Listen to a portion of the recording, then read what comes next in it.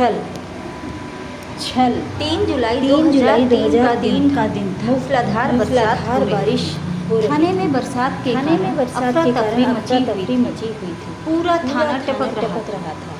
फाइलों को कहाँ रखें? एक अर्दली थानेदार से पूछ रहा था। मेरे सिर पर रख दे।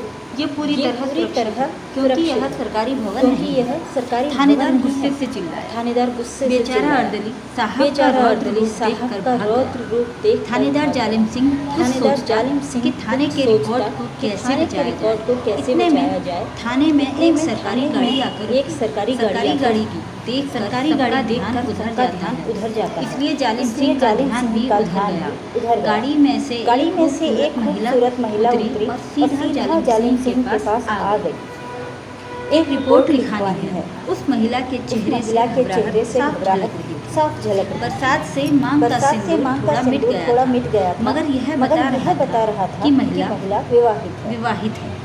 बताइए, क्या रिपोर्ट लिखाना चाहती हैं आप?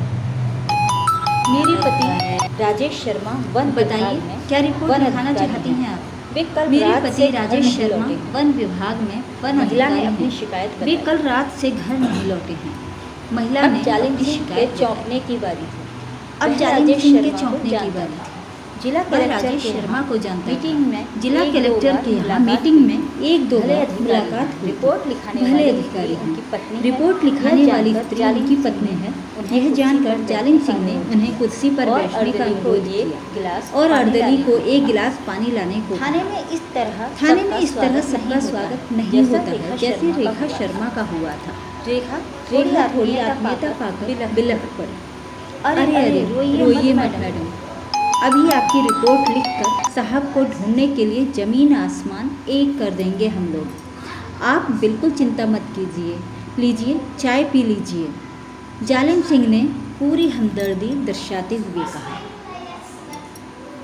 रेखा चाय पीने लगी। फिर उसने रिपोर्ट भी लिख दी और थानेदार को दे दी। जालिम सिंह ने रेखा के हस्ताक्षर रजिस्टर में करवाए और कहा, आप इसे अन्यथा मत लीजिए मैम, हम पूछताछ करेंगे जिससे आपके पति को शीघ्र ढूंढा जा सके। उम्मीद है कि आप हमारा सहयोग करेंगी। रेखा ने सहमति दे दी। राजेश जी कब से घर नहीं लौटे हैं? कल शाम को खाना खाकर सामने पार्क में घूमने चले गए थे, बस उसके बाद लौटे ही नहीं। पहले तो मैं इंतज़ार करती रही कि अब आएंगे, अब आ जाएंगे, मगर जब रात के 11 बजे तक भी वे नहीं आए तो मैं ड्राइवर के साथ उन्हें पार्क में ढूंढने गई, मगर वहाँ पर कोई नहीं मिला। फिर मैंने अपने आसपास का सारा मोहल्ला छान मारा, मगर शर्मा जी कहीं नहीं दिखे।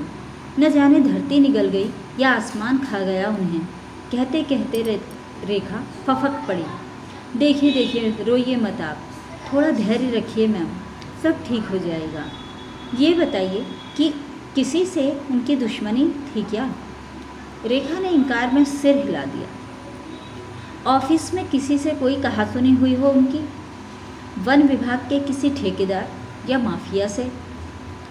मेरी जानकारी में नहीं है साहब, वे तो कभी मुझसे भी नहीं लड़ते थे, तो किसी और से क्या लड़ेंगे?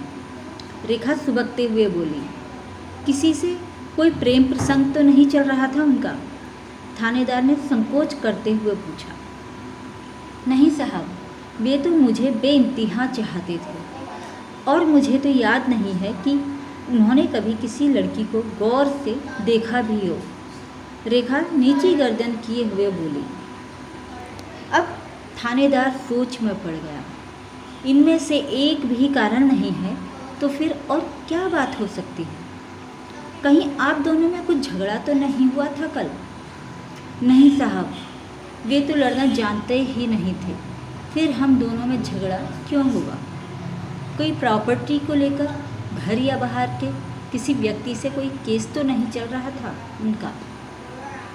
मेरी जानकारी में तो नहीं है साहब, हमारा किसी से कोई विवाद है ही नहीं, तो फिर केस कैसे चलेगा? वो तो ठीक है मैडम, पर उनका घर से बाहर जाने का कोई तो कारण होगा, बिना कारण तो कुछ नहीं होता है ना, ये तो आप अच्छी तरह जानती होंगी। अच्छा, उनका कोई फ़ोटोग्राफ है क्या आपके पास? जी, मैं साथ ही लाई हूँ। और रेखा ने अपने पर्स में से एक फ़ोटो निकाल कर दे दिया। ठीक है मैडम, हम उन्हें ढूंढने की कोशिश करते हैं। आपको भी अगर कोई सुराग मिले तो हमें अवश्य सूचित करना। जी बेहतर है, कहकर रेखा शर्मा वहाँ से अपनी सरकारी गाड़ी में बैठकर चली गई। वन विभाग में हड़कंप मच गया। एक इतना बड़ा अधिकारी कैसे और कहाँ गायब हो गया? वह खुद निकला है या उसका अपहरण हुआ है? अनेक सवाल थे मगर जवाब किसी के पास नहीं था। बात मुख्यमंत्री तक पहुंची तो मुख्यमंत्री ने जिला पुलिस अधीक्षक को सख्त हिदायत दे दी कि उन्हें जल्दी ढूंढें। जिला पुलिस अधीक्षक ने पूरे जिले की टीम को काम पर लगा दिया। आखिर एक बड़े अधिकारी के गायब होने का मामला जो था, सारे पुलिस स्टेशनों में राजेश का फोटो भेज दिया गया जिससे कोई सुराग हाथ लग सके। पिछले दिनों जितने लावारिश लाशें मिली थीं सबका मिलान कर लिया गया मगर कोई फ़ायदा नहीं हुआ। फिरौती के लिए अपहरण करने वालों को भी टटोला पर वहाँ से भी कोई सकारात्मक समाचार नहीं मिला। पूरा पुलिस महकमा परेशान था। जनता में भी आक्रोश का था और मीडिया भी इसे लेकर बार बार सरकार की कानून और व्यवस्था की लचर होती जा रही व्यवस्था पर सवाल खड़े कर रही थी। इसलिए सरकार पुलिस की कार्यवाही से संतुष्ट नहीं थी। मुख्यमंत्री ने पूरे जिले का पुलिस स्टाफ बदल डाला। नए पुलिस अधीक्षक ने नए सिरे से काम करना प्रारंभ किया। राजेश के ऑफिस में सघन पूछताछ की गई मगर कोई क्लू नहीं मिला। राजेश की पत्नी रेखा से भी कड़ी पूछताछ की गई मगर यहाँ से भी कुछ हासिल नहीं हुआ। आस पड़ोस में भी सब लोगों से पूछताछ की गई लेकिन वहाँ से भी कुछ हासिल नहीं हुआ। सिर्फ इतना पता चला था कि राजेश शर्मा बहुत अच्छे इंसान थे और वे बहुत नम्र, नेक दिल और बहादुर इंसान थे। किसी ने भी यह नहीं कहा कि वे गुस्सैल थे, भ्रष्ट थे या चरित्रहीन थे। गुत्थी सुलझने का नाम ही नहीं ले रही थी। उस घटना को घटित हुए 6 साल हो चुके थे। रेखा अपने दोनों बच्चों को लेकर कभी पुलिस स्टेशन जाती, कभी पुलिस अधीक्षक से मिलती, कभी वन विभाग के अधिकारियों से मिलती तो कभी मंत्रीगणों से मिलती। 1-2 बार मुख्यमंत्री से भी मिल चुकी थी वह, मगर कहीं से कोई सुराग नहीं मिल रहा था। वह थक हार कर बैठने वाली नहीं थी। सरकारी कार्यालयों के चक्कर काटना बंद नहीं किया था उसने। उसका दिल कह रहा था कि एक न एक दिन उसका पति राजेश आएगा और अवश्य आएगा। उसने अभी उम्मीद का दामन छोड़ा नहीं था। उसकी मांग में सिंदूर अभी भी चमकता रहता था। जब तक सांस तब तक आस, इस कहावत पर विश्वास करती थी रेखा। वह भगवान के दर पर रोज़ अर्जी लगाती थी। खंडवा जिले में फिर से नए पुलिस अधीक्षक आए थे। नाम था गौतम मिश्रा। रेखा उनसे मिलने गई। सर, मेरे पति को गायब हुए लगभग 7 साल हो गए हैं।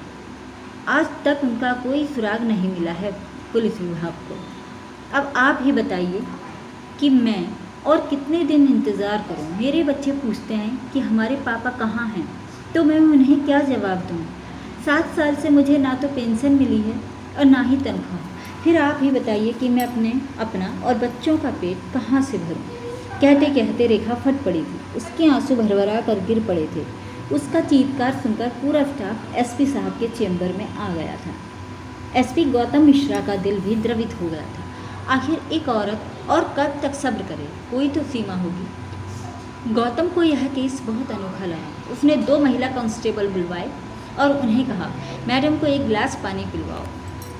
मुझे नहीं पीना यहाँ का पानी वानी। मैं यहाँ कोई पानी पीने नहीं आई हूँ, अपितु तो अपने पति की जानकारी लेने आई हूँ।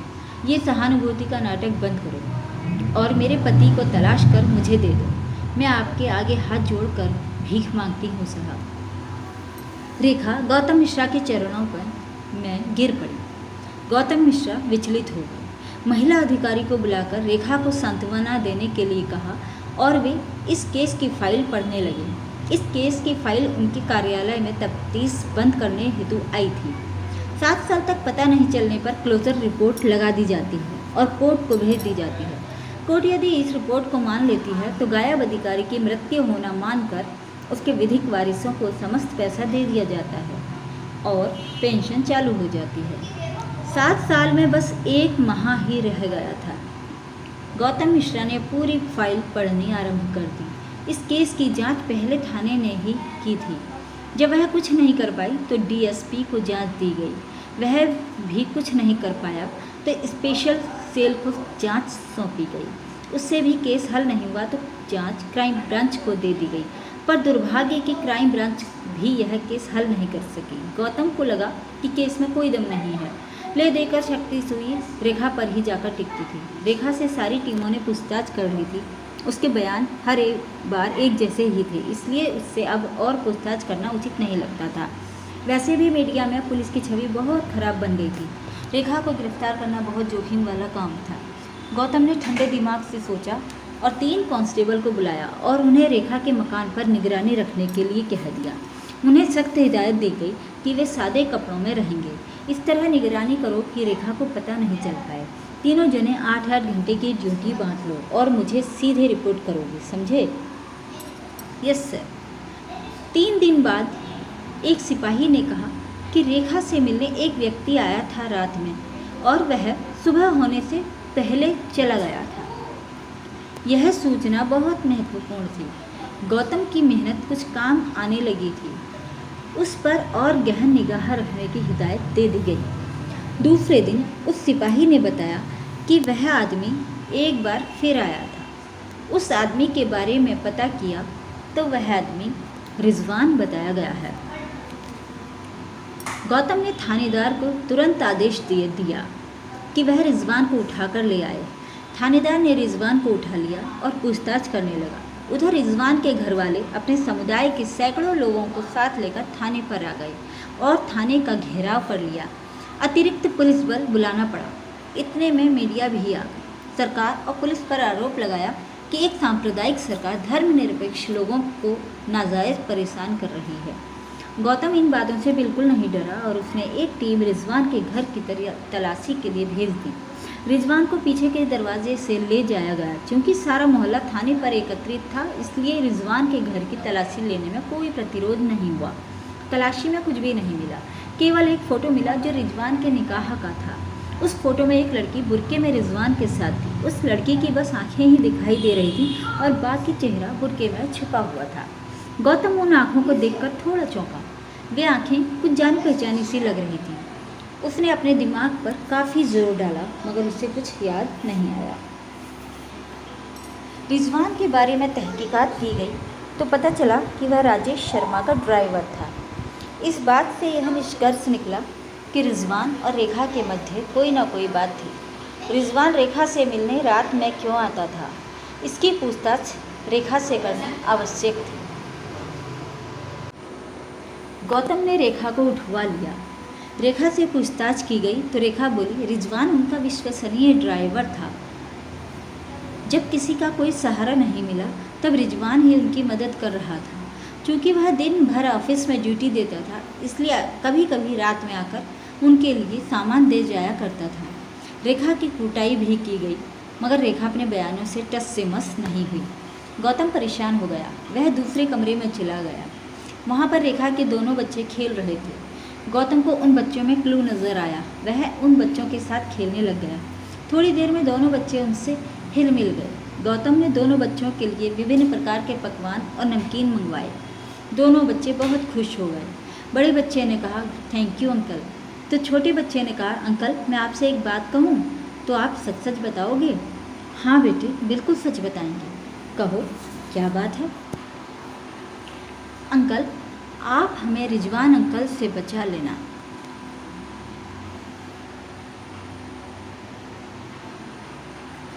अब चौंकने की बारी गौतम की थी। उसने छोटे बेटे, जो कि लगभग 8-9 साल का था, को अपने सीने से लगा लिया और उसके सिर पर हाथ फेरते हुए कहा, हाँ ज़रूर बचा लेंगे, पर ये तो बताओ कि तुम्हें रिजवान अंकल से डर क्यों लगता है?